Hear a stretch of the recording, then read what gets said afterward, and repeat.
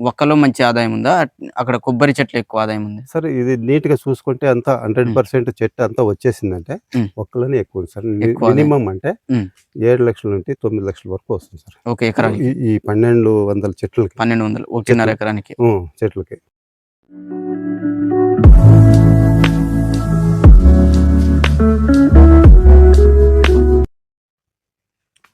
రైతులందరికీ నమస్కారం. మీరు చూస్తున్నది పొలంలో ప్రయాణం. నా పేరు శ్రీకాంత్ రెడ్డి.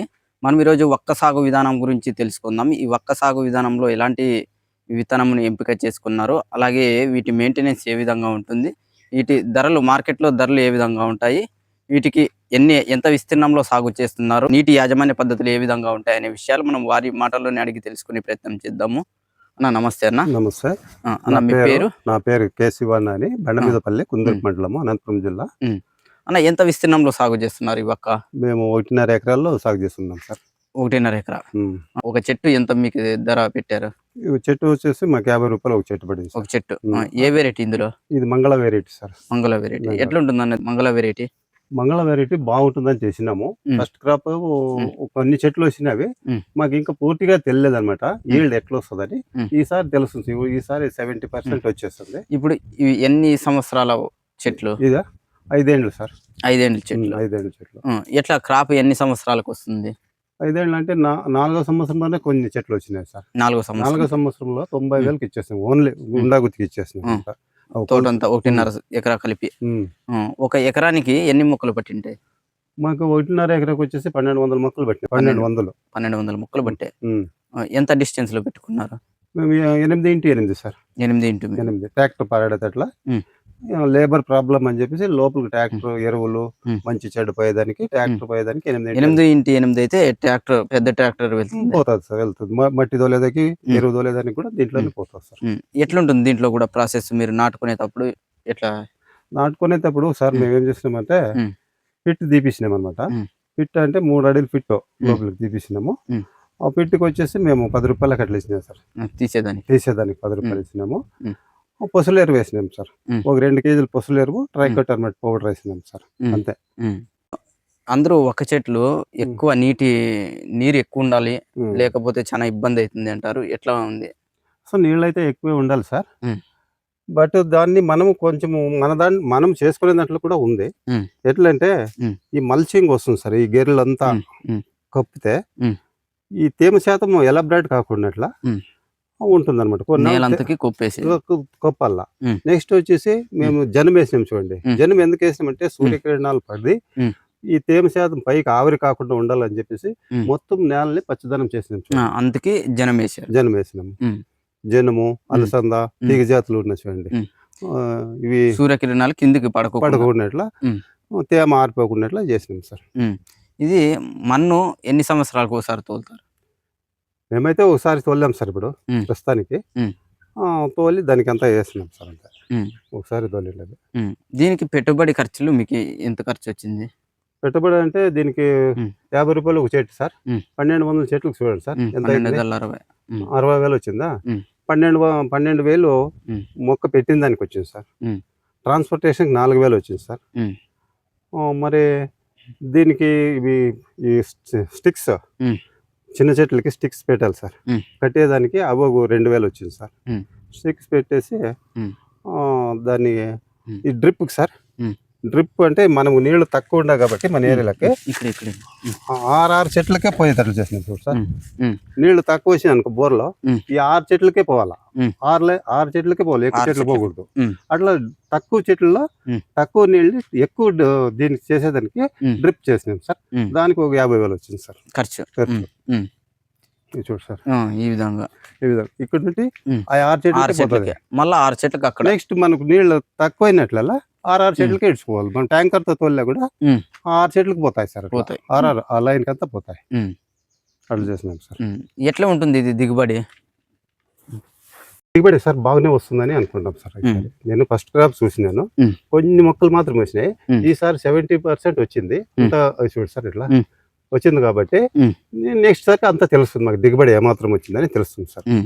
నెక్స్ట్ ఇయర్ మీకు తెలుస్తుంది? మాకు తెలుస్తుంది. ఎట్లా రావచ్చు ఒక ఎకరానికి దిగుబడి?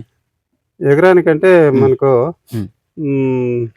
సరే ఇక్కడ ఈసారి మొన్ననే ఉమ్, అడ్వాన్స్ తీసుకోండి, మనకి ఈ సంచులు ఎన్ని క్వింటాలు అవుతుందని నాకు ఇంకా ఐడియా లేదు, ఉమ్, అడ్వాన్స్ తీసుకోండి 2 లక్షలు అని వచ్చిండ్రు. ఉమ్, నాకు అవసరం లేదు, నేను ఇంకో 2 నెలలు ఇవ్వను, ఉమ్, ఆ రోజు ఏమంటే అది కానీ ఉమ్, నేను ఇవ్వను అని చెప్పినాను సార్. ఉమ్, ఆ దిగుబడి అనేది నాకు ఈసారి తెలుస్తుంది సార్. తెలుస్తుంది. ఉమ్.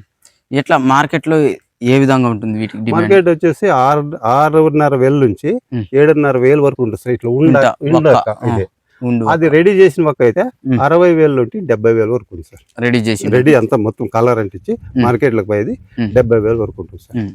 దీంట్లో ఇంకా ప్రాసెస్ ఏ విధంగా ఉంటుంది? ఏమి ఈ ఒక్క నాటుకున్న తర్వాత ఉమ్. తిరుమల మనం ఎలాంటి జాగ్రత్తలు తీసుకోవాలా? ఒక్క సార్ ఉమ్, దీనికి వచ్చేసి ఉమ్, ఆ, కొన్ని రోగాలు వస్తాయి సార్. ఉమ్, నల్లజీడి పడుతుంది. ఉమ్, నల్లజీడి పడినప్పుడు ఉమ్. మనము వేప నీరు స్ప్రే చేస్తే పోతుంది. వేప నూనె. వేప నూనె చేస్తాయి. ఉమ్. దీనికి నీడకి ఉమ్. అవిసె చెట్లు వేసి ఉంటుంది సార్. అవిసె చిన్నప్పుడు ఉమ్, అవిసె చెట్లు ఏమంటే ఎండ ఎక్కువ ఉంటుంది కాబట్టి ఉమ్. అవి రక్షణ ఇస్తాయి అనమాట. ఉమ్. అప్పుడు చెట్టు ఎదుగుదలకి బాగుంటుందని ఉమ్. అవిసె వేసింటివి. ఉమ్. ఇప్పుడు పెద్ద చెట్టు అయింది, అన్ని తీసేసినాం సార్. ఉమ్.